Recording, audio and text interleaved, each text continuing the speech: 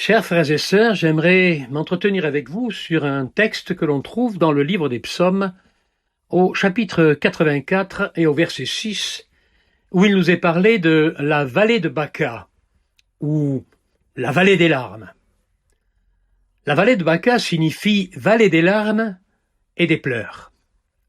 Elle était appelée aussi la vallée des mûriers ou des baumiers. Le baumier ou le mûrier du désert était une plante ou un arbuste dont la résine permettait de cicatriser et de soigner les blessures et les plaies. C'était une sorte d'onguent, de baume, utilisé pour apaiser la douleur. La vallée de Baca, c'est le symbole de l'épreuve, de la sécheresse, de la souffrance, de la solitude, de la désolation, de la soif et des larmes. La vallée de Baca évoque les moments d'épreuve de la vie, les jours difficiles et douloureux que tout homme ou toute femme traverse dans l'existence, que l'on soit chrétien ou non chrétien. David l'appelait aussi dans le psaume 23 la vallée de l'ombre de la mort. Hudson Taylor, le grand missionnaire, disait « La vallée de Baca est la plus large et la plus peuplée du monde ». Vous et vos proches êtes peut-être dans cette vallée. Elle prend la forme des circonstances dans lesquelles passe notre pauvre monde avec la pandémie d'aujourd'hui. Beaucoup de nos bien-aimés, frères et sœurs et amis, sont touchés dans leur chair et dans leur cœur. Un grand nombre vivent le deuil et la séparation d'un être cher. Ils traversent la vallée des larmes, la vallée de Baca. Pour eux, ce sont des temps difficiles. Les pèlerins qui traversaient la vallée de Baca pour se rendre à Sion, qu'on appelle Jérusalem, se blessaient parfois sur les pierres des sentiers et utilisaient la résine du baumier pour se soigner. Combien ce baume était apprécié pour calmer et soigner les douleurs. Quand j'étais enfant, on me disait souvent « Un homme, ça ne pleure jamais ». Et souvent j'essayais de retenir mes larmes pour ne pas paraître faible. Mais j'ai appris plus tard qu'il n'y avait rien de honteux à pleurer. Jésus a pleuré à la mort de Lazare, et c'est le plus petit verset de la Bible. Dans Jean au chapitre 11, verset 35, il nous est dit « Jésus pleura ». 2 simples mots, mais qui expriment là tous les sentiments du Maître.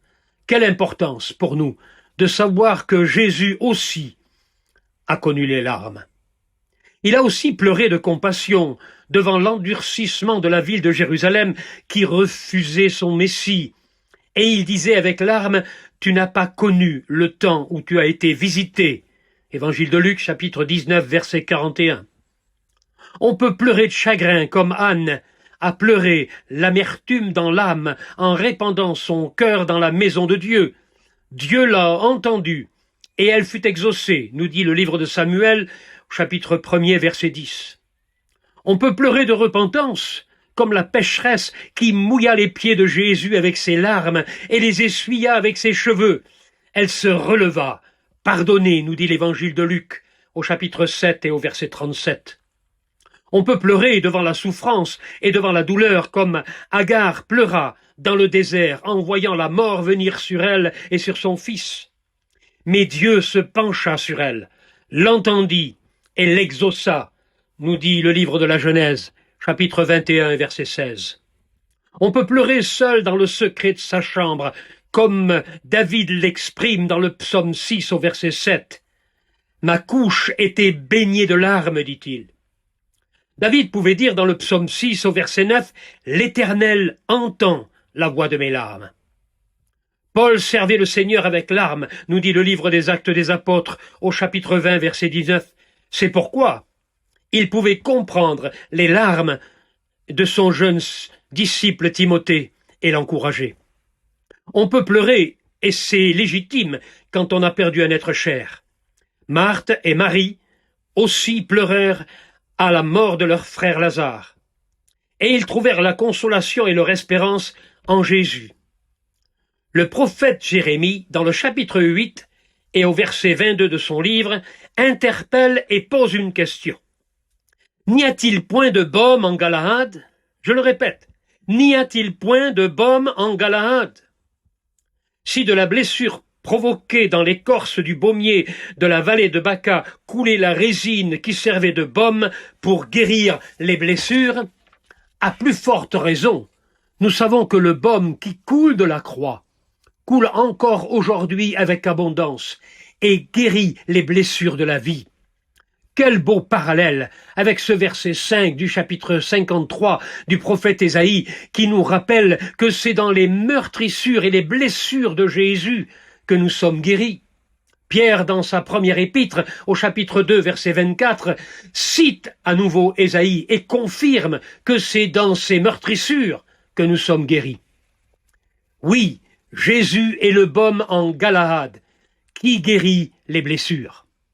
Dans le psaume 84, verset 6, il nous est dit que Dieu trace des routes dans les cœurs de ceux qui se confient en lui, et que ceux qui se confient en l'Éternel, lorsqu'ils traversent la vallée de Baca, il la transforme en un lieu plein de sources. Oui, Dieu, dans sa grande bonté, ne nous abandonne pas à notre sort dans la vallée de Baca. Mais encore aujourd'hui, il peut y faire jaillir des sources d'eau vive. Heureux ceux qui placent en toi leur appui. Ils trouvent dans leur cœur des chemins tout tracés. Il connaît les nouveaux sentiers qui sortent de la vallée de Baca.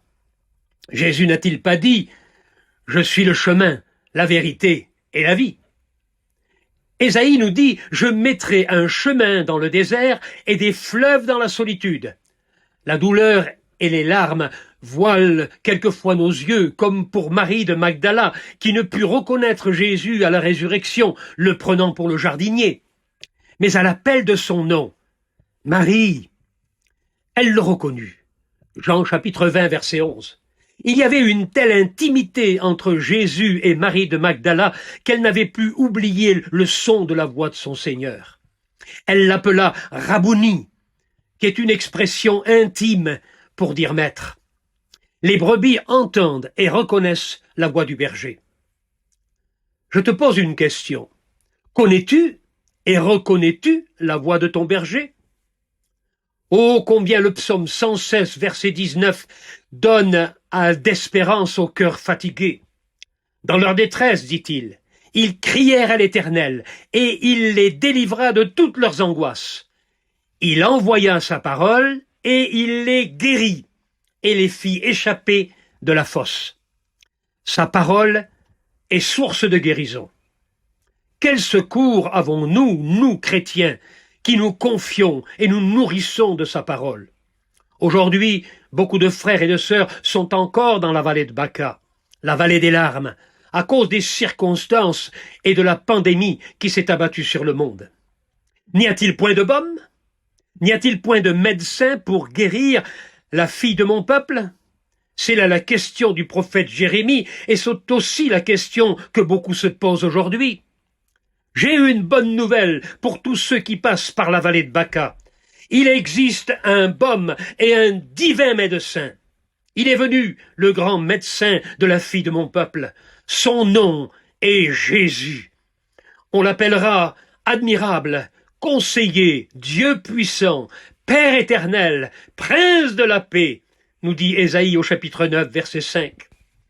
Oui, Jésus est venu, nous dit l'évangile de Luc au chapitre 4, verset 18. Il est venu pour annoncer une bonne nouvelle aux pauvres, pour guérir ceux qui ont le cœur brisé, pour proclamer aux captifs la délivrance et aux aveugles le recouvrement de la vue, pour renvoyer libres les opprimés. Quel beau programme l'Évangile nous offre.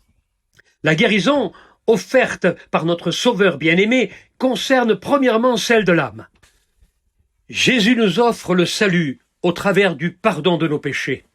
Il a offert sa vie sur la croix du Calvaire, en rançon pour nos péchés, et nous délivre du jugement à venir.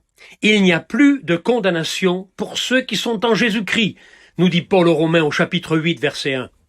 Le sang de Jésus nous lave et nous purifie de tout péché, proclame la Bible. Jésus est venu chercher et sauver ceux qui étaient perdus. Il nous offre une vie nouvelle.